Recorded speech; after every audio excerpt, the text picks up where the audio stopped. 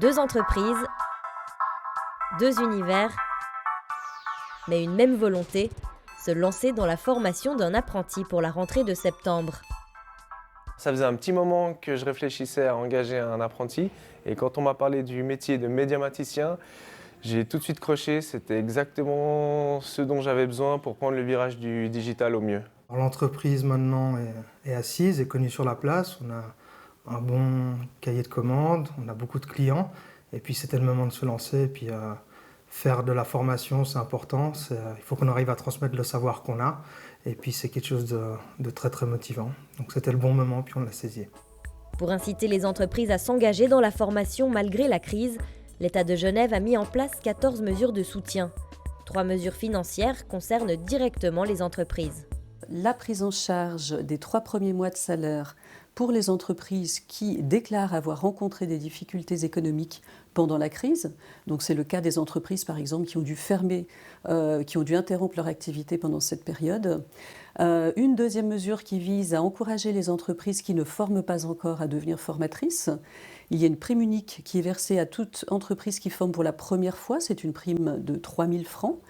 Et puis, il y a ensuite une prime de 10 000 francs qui est versée au réseau d'entreprises, aux entreprises qui décident de mutualiser leurs ressources, leurs compétences pour former ensemble un apprenti, et là en l'occurrence au moins 2, puisqu'il faut avoir un réseau de 3 entreprises et au moins 2 engagements pour bénéficier de ce soutien financier. En devenant formateur pour la première fois, Stéphane bénéficiera de 2 de ces mesures de soutien, une prime de 3 000 francs et le remboursement des 3 premiers salaires de l'apprenti. C'est un très bon coup de pouce.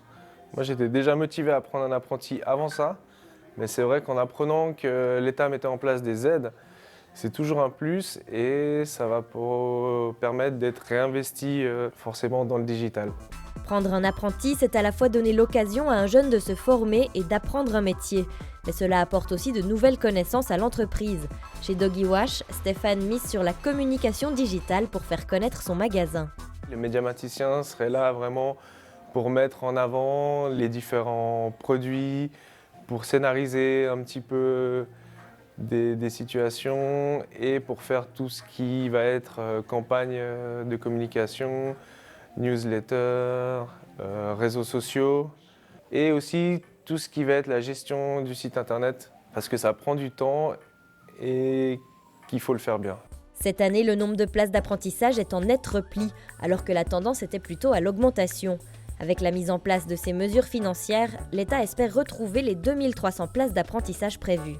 On peut considérer que les entreprises qui ont été fragilisées pendant cette crise peuvent avoir des difficultés financières aussi à engager un apprenti. Donc c'est une manière à quelque part de les aider, d'avoir ce coup de pouce pour pouvoir alléger les charges liées à l'engagement de ces apprentis. Chez Alpha Édification, l'engagement d'un apprenti aide-maçon a été décidé avant la mise en place des mesures de soutien, mais le coup de pouce financier de l'État a été très bien accueilli. On a été impacté parce qu'on a il y a eu une fermeture des chantiers et on a demandé à bénéficier des RHT. Donc, effectivement, il y a eu un impact. Maintenant, on a pu reprendre notre activité normalement. On n'est pas à l'abri qu'il y ait une deuxième vague par rapport à ce Covid-19. Et donc, par aussi mesure de sécurité, on va dire, ça nous conforte le fait de savoir qu'il y a ce soutien en fait, pour engager un apprenti. Nadine et Hugo se réjouissent d'accueillir leur premier apprenti pour une AFP de 2 ans et espèrent que l'aventure se poursuivra ensuite par un CFC. Devenir une entreprise formatrice était une suite logique. C'est la transmission du savoir, c'est une chose importante. On a beaucoup d'ouvriers qualifiés, on a des grandes compétences et puis on n'a pas envie que ça se perde. C'est un métier qui est beau, on est toujours en extérieur et on espère qu'on va pouvoir continuer à former des jeunes et puis participer à la pérennisation du métier. Si pour Hugo et Nadine, comme pour Stéphane, l'engagement d'un apprenti avait été décidé avant la mise en place des mesures de soutien de l'État, ces aides pourraient inciter d'autres entreprises à sauter le pas. Je pense effectivement que pour les entreprises qui hésitent encore à prendre des apprentis, ça peut vraiment les aider. C'est une mesure vraiment de soutien et ça peut les conforter pour prendre cette décision d'engager un apprenti. Ça ne couvrira pas l'entier des frais liées à l'apprentissage, mais on sait aussi qu'un apprenti est rentable en cours de formation.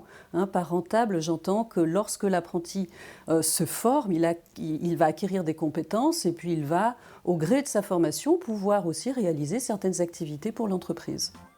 L'État de Genève a débloqué plus de 5 millions pour encourager les entreprises à offrir des places d'apprentissage.